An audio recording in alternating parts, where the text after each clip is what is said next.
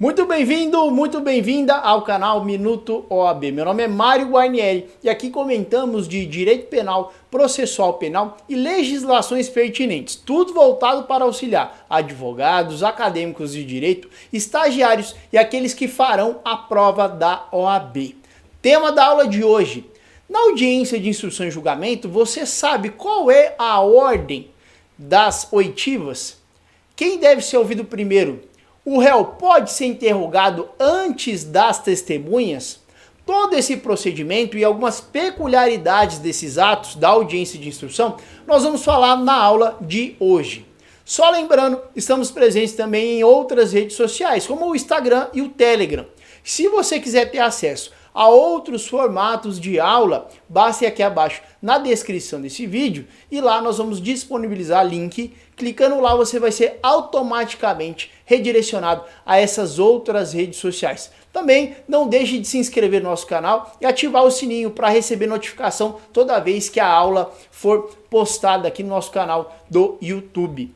Logo, quando começarmos a aula, nós vamos subir um PDF aqui na aula. Esse PDF também está disponível para download, caso você queira ter acesso a esse material. Basta também ir aqui abaixo na descrição desse vídeo, clicar no link que nós vamos disponibilizar, inserir o seu e-mail e nós vamos encaminhar direto para a sua caixa de entrada o link para download desse material. Às vezes esse e-mail pode ir na sua caixa de spam, lá no spam ou na lixeira.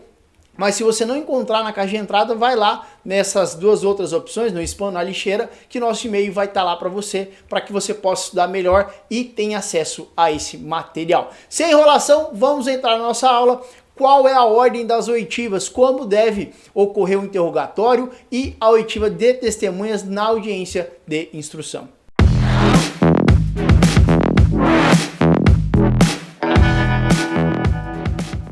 Ordem das oitivas de testemunhas. Qual deve ser a ordem das oitivas? Toda vez que fala em instrução e julgamento, audiência de instrução e julgamento, você deve ter bem claro e lembrar automaticamente do artigo 400 do Código de Processo Penal. Esse artigo, ele trata sobre a ordem das oitivas na audiência de instrução e julgamento. O que diz o artigo 400? Na audiência de instrução e julgamento, a ser realizada no prazo máximo de 60 dias, esse prazo nem sempre é cumprido, vamos dizer que é um prazo impróprio, o juiz não vai ser penalizado se não realizar a audiência nesse lapso temporal previsto no artigo 400, a ser realizada no prazo máximo de 60 dias, proceder-se-á a tomada de declarações do ofendido. E aqui a parte importante que eu destaco para vocês, que eu deixei destacado. A inquirição das testemunhas arroladas pela acusação.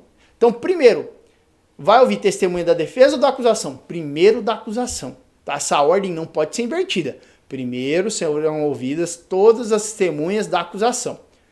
Pode ocorrer, em algum caso, que falta uma ou outra testemunha da acusação. E aí, todo ato, toda audiência vai precisar ser remarcada.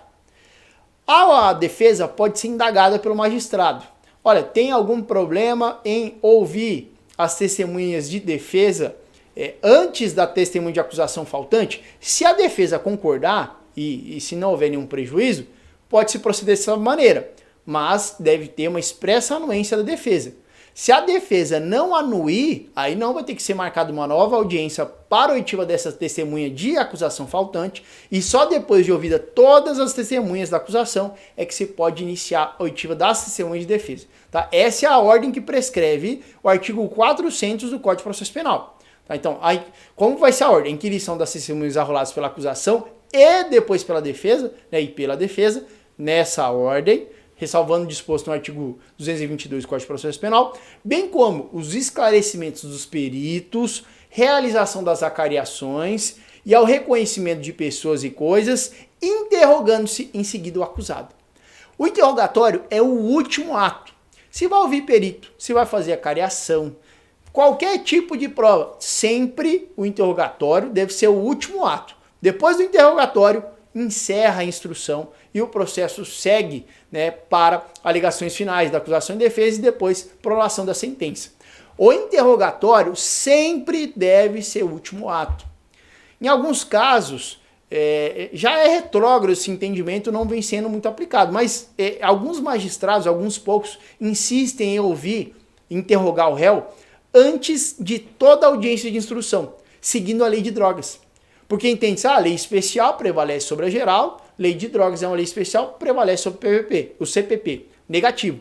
Inclusive existem já decisões dos tribunais superiores dizendo, independentemente do procedimento, tá? Se é lei de drogas, se não é, o réu sempre deve ser ouvido por último, tá? Garantido o princípio do contraditório e da ampla defesa. O réu sempre deve ser ouvido por último, independentemente do procedimento. Essa ordem prescrita no artigo 400 do Código de Processo Penal deve ser respeitada. Se ela não for respeitada, aí teremos uma nulidade, tá? O artigo 400 ele deve ser seguido à risca. Se essa ordem for invertida, deve ter expressa anuência da defesa. Se a defesa anuir, por exemplo, faltou uma testemunha, e aí a defesa é indagada para o magistrado, doutor, tem algum problema em inverter essa ordem processual? Podemos ouvir o réu que já está aqui, já aproveitando o ensejo? Se a defesa anuir, não tem nenhum prejuízo, pode ouvir ele primeiro. Aí tudo bem, vai ser ouvido naquele momento e a defesa anuiu com essa inversão. Aí não há que se falar em nulidade. Agora, se a defesa não concordar e o magistrado mesmo assim insistir em mudar essa ordem processual, peça para constar na ata. Doutor, conste na ata que a defesa não está anuindo com essa inversão processual, mas mesmo assim teremos essa inversão. Peça para constar na ata essa inversão e que a defesa se manifesta contrária a essa decisão, que a defesa não está anuindo, inclusive suscita o juiz sobre eventual nulidade não anuindo com essa inversão. Tá? Conste na ata essa informação. Certo? Então, o artigo 400 trata sobre a ordem processual. Tá? Primeiro, testemunhas de acusação, depois defesa, tem que ouvir peritos se forem arrolados, testemunhas, acariações, tudo deve ser feito antes e só como último ato interrogatório. Tá? O último ato do processo vai ser o interrogatório.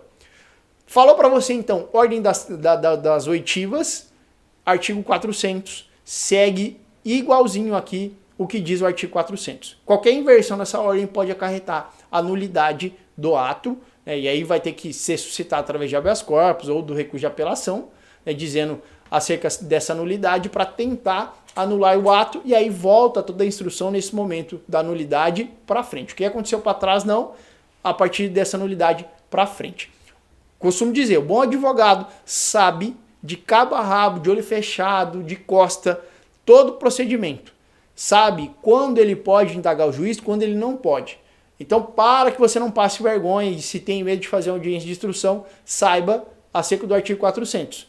Tá? Se, porventura, a defesa não anuiu e o magistrado procede à oitiva da testemunha de defesa antes da acusação, você pode citar, doutor, segundo o artigo 400 de Código de Processo Penal, que trata sobre a ordem das oitivas, as testemunhas de acusação devem ser ouvidas primeiro que as testemunhas de defesa. O doutor está invertendo a ordem e a defesa não concorda com isso. Se o magistrado mesmo assim insistir em prosseguir com essa conduta, peça para constar na ata. Tá? Peça para constar na ata a manifestação de defesa, não anuindo com essa ordem, e o magistrado depois vai escrever, doutor, mas eu vou indeferir. Não tem problema, doutor, conste na ata. Porque aí vai servir como instrumento para que você possa combater esse ato posteriormente. Bom, passado esse momento aqui da audiência de instrução e da ordem, uma outra pergunta. O réu preso tem direito a comparecer na audiência? É direito dele acompanhar todos os atos? Porque às vezes fala, nós estamos com um problema de escolta, não conseguimos trazer o réu preso até aqui. O réu preso tem o direito de comparecer? Tem. Tem direito de comparecer. Inclusive, informativo 826 do STF, habeas corpus 130.328 Santa Catarina. Tá? Esse aqui é o informativo do STF que diz, o réu preso tem direito de comparecer, sob pena de nulidade do ato. Se porventura o réu está preso, mesmo que o advogado esteja presente, e por algum problema ele não pôde ser levado, a escolta não conseguiu levar ele, redesigna a audiência. Mas o juiz fala, não, mas a defesa está aqui, vamos continuar. Não, a defesa não vai concordar, se você estiver defendendo e não concorda com esse ato, e também peça para constar na ata. Tá? Tudo que tiver na ata vai subsidiar o advogado para depois entrar com algum recurso dessa decisão. Tá? Se não constar na ata, depois fica difícil para você comprovar que a defesa não anuiu e que houve essa inversão na ordem, né? Na ordem ou feriu um direito do réu. Então o réu preso, ele tem o direito de comparecer na audiência? Tem. Mesmo que o advogado dele esteja presente ou representando. É direito dele comparecer na audiência. Informativo do 826 do STF, HC 130.328 de Santa Catarina. Aqui eu vou ler para vocês a jurisprudência desse julgamento. A reafirmação da jurisprudência do Supremo Tribunal, reconhecendo em favor de qualquer réu, independentemente do caráter hediondo do delito a ele imputado, o direito de comparecer, de assistir e de presenciar, sob pena de nulidade absoluta. Vejo que não é uma nulidade relativa, é uma nulidade absoluta. Nulidade absoluta. Os atos processuais, especialmente aqueles que se produzem na fase de instrução do processo penal, confere efetiva proteção a uma prerrogativa fundamental que a Constituição da República assegura às pessoas em geral. E aqui, uma outra jurisprudência, habeas corpus 111.728 de São Paulo, relatoria da ministra Carmen Lúcia, tá? Julgamento lá no STF. A ausência dos réus presos em outra comarca audiência para oitiva de vítima e testemunha da acusação constitui nulidade absoluta, independentemente da aquiescência do defensor e da matéria não ter sido tratada em alegações finais. Ordem concedida. Logo, é direito do réu preso comparecer na audiência de instrução? Sim, é direito dele sob pena de nulidade absoluta. Se, porventura, houve um problema na escolta ou ele não pôde comparecer por algum tipo de problema no presídio, mesmo o advogado estando presente, não interessa. Nulidade absoluta, é direito dele comparecer, presenciar todos os atos, porque ele é o réu, ele está se defendendo também.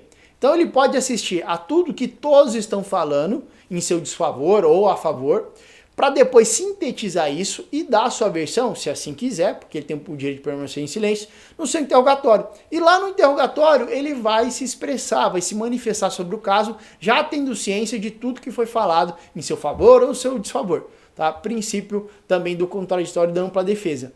Portanto, é direito do réu preso comparecer na audiência de instrução. Tá? Se deu um problema, não interessa, nulidade absoluta, é direito dele. Ele não pode comparecer, redesigna o ato. Doutor, redesigna o ato então, porque é direito do réu comparecer na audiência de instrução e presenciar todos os depoimentos e todos os atos. Tá? Informativo 826 do STF. Seja um advogado completo. Tá? Saiba todo o procedimento para que você possa contestar eventuais atos ilegais praticados. Tá? Nem sempre isso ocorre, mas se um dia ocorrer, você já está preparado, já sabe como combater esse ato ilegal, tá? Se de porventura não levarem o réu preso na audiência, ok? É um direito dele, prerrogativo do advogado, né? É um direito dele comparecer na audiência e acompanhar todos os depoimentos. Faço uma ressalva aqui com relação principalmente a vítimas e testemunhas que têm algum receio do réu. Aí, esse direito também não é absoluto nesse aspecto, nesse contexto específico. Se a vítima ou alguma testemunha tem medo do réu, o réu pode temporariamente ser retirado da sala de audiência para aguardar do lado, permanecendo ali a sua defesa, e depois do depoimento dessa vítima ou testemunha que tem medo do réu, né, que pode causar algum temor na vítima ou possa influenciar negativamente o depoimento, ele pode... durante só essa oitiva dessa testemunha, ser retirado da sala de audiência e colocado numa sala separada para que a vítima possa entrar, prestar os seus esclarecimentos, depois que a vítima sair, aí ele volta para a audiência. Tá? Aí nesse contexto específico ele pode ser retirado da audiência. Mas se porventura ele não for levado ao fórum para acompanhar todo o ato, aí não, aí teremos a nulidade absoluta, é um direito do réu acompanhar. Só continuando no mesmo tema, o réu pode deixar de comparecer no seu interrogatório? Será que o réu pode não ir no seu interrogatório? E se ele não for, pode ser decretada a sua prisão preventiva? Aqui eu vou falar o direito do réu. É claro que, aqui eu faço uma ressalva. Já vou adiantar, o réu ele pode deixar de comparecer na audiência? Pode. Tá? Inclusive ele pode permanecer em silêncio. Ele pode permanecer em silêncio.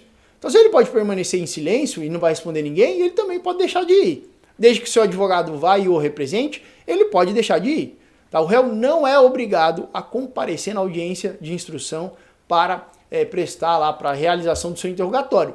Ele tem o direito constitucional de permanecer em silêncio, e como ele pode permanecer em silêncio, ele também não é obrigado a ir. Tá? Então, via de regra, o réu ele não precisa, ele pode deixar de ir no seu interrogatório, na audiência de instrução, para ser interrogado, né? Mandando, é claro, obviamente, seu advogado para o representar, e nesse sentido ele pode deixar de ir no interrogatório. A ressalva que eu faço é naqueles casos em que o réu estava preso, foi concedida a ele a liberdade provisória, e uma das obrigações é comparecer a todos os atos processuais. Aí vejam que essa situação foi uma medida cautelar diversa da prisão imposta a ele. Nesse exemplo aqui do nosso tópico C, o réu pode deixar de comparecer no seu interrogatório? Pode, mas observem bem e fiquem atentos a essa questão do réu quando ele é agraciado com a liberdade provisória, e uma das obrigações é comparecer a todos os atos processuais. Aí é uma obrigação que foi imposta a ele para que ficasse em liberdade. Então, nesse sentido, ele vai ter que cumprir, vai ter que comparecer a todos os atos processuais. Mas numa situação normal, em que não há essa imposição a ele, né, da liberdade provisória, essa obrigação que ele tem que cumprir para ficar em liberdade, aí ele pode não ir no interrogatório? Pode. Tá? Ele não é obrigado a comparecer, porque ele tem o direito constitucional de permanecer em silêncio. Então, se ele ficar em silêncio, é a mesma coisa de não ir lá. Logo, ele tem essa prerrogativa, esse direito de não comparecer na audiência de instrução? Sim, tem. Inclusive, alguns advogados utilizam esse direito do réu como estratégia de defesa, né, para que ele não compareça na audiência para não ser interrogado. Tá? Desde que mande, obviamente, o seu advogado representando, ele pode deixar de ir na audiência de instrução sem problema nenhum. Se porventura o magistrado não, eu vou decretar prisão preventiva porque faltou. Doutor, é um direito constitucional dele permanecer em silêncio, e se ele permanecer em silêncio, ele sequer vai ser interrogado. Né? E para isso, né, como ele não compareceu, ele mandou a defesa que está o representando. Então essa decretação da prisão preventiva é ilegal. Tá? Eu vou ler aqui o julgamento que vai nortear esse entendimento. É o habeas corpus 123.043 São Paulo, julgado no STF, relatoria do ministro Celso de Mello. O que diz esse julgamento? Cabe enfatizar ainda, tratando-se de interrogatório judicial, que o não comparecimento do réu constitui fundamento suficiente para a legitimar a decretação da prisão cautelar, tá? O não comparecimento do réu não constitui, tá bom? Deixa eu colocar aqui, ó, não constitui fundamento suficiente para legitimar a decretação da prisão cautelar do acusado, tá? Não constitui. Cabe enfatizar ainda que, tratando-se de interrogatório judicial, que o não comparecimento do réu não constitui fundamento suficiente para legitimar a decretação da prisão cautelar do acusado, pois este, como se sabe, sequer está obrigado a responder às perguntas formuladas pelo magistrado. Artigo 186 caput.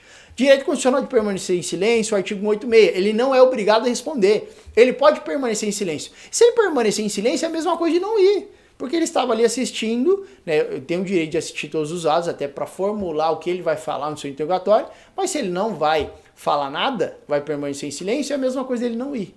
Tá?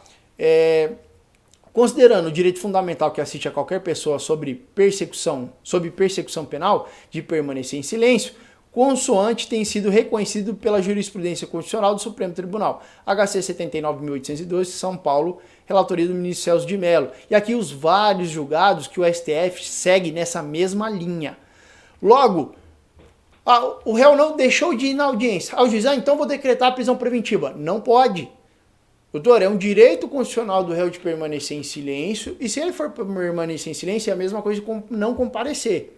O representando está aqui a defesa técnica e a decretação da prisão preventiva, sob fundamento de que o réu não compareceu na audiência, não é fundamento suficiente para embasar essa decisão extrema de acautelamento do réu. E você vai subsidiar o seu pedido, ou posteriormente um recuo dessa decisão, no habeas corpus 123.043 de São Paulo, relatoria do ministro Celso de Mello. Para quem for baixar o material PDF depois, tem esses várias jurisprudências aqui, todas do Supremo, que caminham nesse mesmo sentido. Tá? A ausência do réu no interrogatório, na audiência de instrução, não vai acarretar, não vai permitir, não vai atuar com fundamento suficiente para decretar sua prisão preventiva.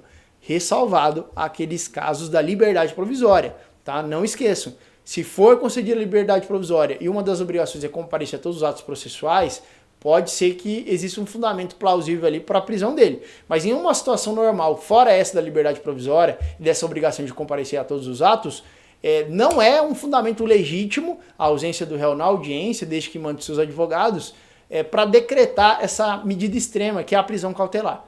Tá? Então, sigam, se acontecer algum dia com vocês, sigam o entendimento desse habeas corpus aqui, ministro Celso de Mello. Depois faz o download lá desse PDF, tá tudo aqui mastigadinho, você vai poder olhar, analisar e ver cada uma dessas decisões. E chegando aqui no nosso último tópico da aula de hoje, deixa eu ver o último, não, tem mais 2 tópicos. Penúltimo. Quem deve iniciar as perguntas às testemunhas? Aberta a audiência, a testemunha vai ser ouvida. Quem que vai iniciar as perguntas? O juiz, o promotor ou o advogado? Isso aí vai depender, tá? Vai depender. Se for uma testemunha de defesa, a defesa inicia as perguntas. Se for uma testemunha de acusação, a acusação inicia as perguntas. Mas o juiz pode iniciar as perguntas às testemunhas? Não. O juiz não pode iniciar. Tá? Artigo 212 do Código de Processo Penal. Olha só, as perguntas serão formuladas pelas partes diretamente à testemunha, não admitindo o juiz aquelas que puderem induzir a resposta, não tiverem relação com a causa ou importarem na repetição de outra já respondida. Parágrafo único. Sobre os pontos não esclarecidos, o juiz poderá complementar a inquirição. Então, na oitiva das testemunhas, diferentemente do interrogatório. No interrogatório, o juiz que vai fazer as primeiras perguntas ali, indagar os réus sobre os fatos. Só que na oitiva de testemunhas, não estou falando do interrogatório aqui, oitiva de testemunhas. Na oitiva de testemunhas, quem vai iniciar as perguntas vai depender de quem arrolou. Se quem arrolou foi o Ministério Público vai começar as perguntas. Se quem arrolou foi a defesa que vai iniciar as perguntas e depois passa ao Ministério Público. Tá? Nessa ordem. O juiz pode abrir audiência já indagando a testemunha do que ela sabe? Não. Artigo 212 do Código de Processo Penal. O juiz não pode iniciar as perguntas às testemunhas. Quem vai iniciar as perguntas são as partes e o juiz, de maneira complementar, para esclarecer algum ponto obscuro, aí ele pode poder fazer as perguntas, tá? O juiz não inicia as perguntas à testemunha, interrogatório é diferente, o juiz que inicia, mas as testemunhas não, tá? Quem inicia é a parte que arrolou essa testemunha. Informativo 885 do STF. A inquirição de testemunhas pelas partes deve preceder a realização pelo juízo. Com base nesse entendimento, a primeira turma, por maioria, concedeu em parte a ordem de habeas corpus para que se proceda a nova oitiva, mantidos os demais atos processuais. No caso, a magistrada primeiro inquiriu as testemunhas e só então permitiu as partes o fizessem. Então a magistrada abriu a audiência já fazendo as perguntas para as testemunhas. Não pode. Artigo 212 do Código de Processo Penal. Primeiro as partes iniciam e o juiz, de maneira complementar, para esclarecer algum ponto obscuro, aí vai poder fazer as perguntas. Aqui o julgamento, né? O habeas corpus aqui, jurisprudência, habeas corpus 111.815, Estado de São Paulo, relatoria original do ministro Marco Aurélio, tá? E aí passou aqui para o ministro Luiz Fux. O julgamento foi em 14/11/2017. E aqui o habeas corpus. Então pode o juiz iniciar as perguntas para as testemunhas? Não. No interrogatório, quem inicia de fato é o juiz. O juiz vai iniciar, vai perguntar para o réu, né, no interrogatório, se ele quer permanecer em silêncio, se ele quer falar, e vai começar a indagar sobre vários pontos do processo. E aí o réu vai respondendo se ele quiser. E só depois passa as partes. Mas na oitiva de testemunhas, não. Na oitiva de testemunhas, quem vai iniciar as perguntas são as partes, a depender de quem arrolou aquela testemunha. Tá? O juiz não começa sob pena de nulidade do ato. Informativo 885 do STF, certo? E chegamos aqui, por fim, no nosso último tópico aqui da aula. Direito à entrevista prévia. O advogado, seja em qualquer procedimento, inclusive na delegacia, tá? Vamos ouvir ele aqui, doutor, só um pouquinho. Eu quero me entrevistar pessoal e reservadamente com o meu cliente. O advogado tem essa prerrogativa e também é um direito do réu, do acautelado, daquele que responde processo, daquele que foi preso. Ele tem direito a uma entrevista pessoal e reservada, só o advogado e a pessoa. Naqueles pontos, o policial fica lá olhando, ali acompanhando, não, negativo. É só o advogado e o acautelado, o réu. Só os dois, mais ninguém, tá? Não tem que ficar ali, ninguém ali do lado acompanhando o que vocês estão conversando. A conversa entre advogado e cliente. É uma prerrogativa do advogado e é um direito do réu na entrevista pessoal e reservada. Então, essa entrevista pessoal, antes do interrogatório do réu, tanto na fase policial como na audiência de instrução. Antes, se você não teve, porventura, oportunidade de falar com o cliente antes do seu interrogatório, o que é grave, eu sempre costumo fazer a oitiva, entrevistar e conversar com ele antes da audiência. Mas se porventura não deu tempo, ou você quer ressaltar mais alguns pontos, você pode pedir para o juiz: doutor, eu preciso falar reservadamente com o meu cliente. E aí ele vai ser retirado, vai ser colocado em uma sala separada, você vai lá conversar com ele. É uma prerrogativa do advogado e um direito do réu. Se porventura, antes do interrogatório, você quer ressaltar um ponto importante que não foi repassado para ele, ou quer repassar um interrogatório, ou não teve acesso a ele antes do seu interrogatório, você pode falar para o juiz: doutor, eu preciso fazer uma entrevista antes da audiência, eu quero conversar com o meu cliente antes de ser interrogado. O juiz vai determinar que ele seja retirado da sala, vá a uma outra sala, e o advogado vai lá conversar com ele. Tá? É uma prerrogativa do advogado e um direito do réu. Está lá no artigo 185, parágrafo 5º. Em qualquer modalidade de interrogatório, o juiz garantirá ao réu o direito de entrevista prévia e reservada com seu defensor. Se realizado por videoconferência, fica também garantido o acesso aos canais telefônicos reservados para a comunicação entre o defensor que esteja no presídio e o advogado presente na sala de audiência do fórum, e entre este e o preso. Ah, mas a audiência é por videoconferência, não interessa. Tem que fornecer meios para que o advogado fale reservadamente com o seu cliente. Nesse sentido, é uma audiência por videoconferência. Concede ali uma linha telefônica reservada, outro meio virtual, mas deve ser assegurado ao advogado sempre a possibilidade de entrevista prévia ao interrogatório e de maneira reservada. Só conversa ali entre cliente e advogado, entre o réu e o seu procurador. Tá? Ninguém tem que ficar ali ouvindo. Essa prerrogativa do advogado, esse direito do réu, vale tanto para a audiência como para a oitiva do interrogatório lá na delegacia. Em qualquer que seja esses procedimentos, em ambos os casos, deve ser assegurado ao réu e deve ser assegurado também a prerrogativa do advogado dessa entrevista prévia. Tá? Eu só vou ressaltar: em alguns casos a polícia fica lá um agente acompanha e está falando, não, ó, é uma prerrogativa do advogado, tá? É um direito do réu ser ouvido reservadamente. Então não quero ninguém aqui, pode trancar, ninguém vai fugir daqui, mas é uma prerrogativa. E aí fica os dois conversando sobre o caso. Tá? Essa foi a aula de hoje. A ordem dos procedimentos, como você deve agir em cada caso. Eu espero que você tenha gostado e apreciado a nossa aula e eu te aguardo no nosso próximo encontro, na nossa próxima aula. Um grande abraço!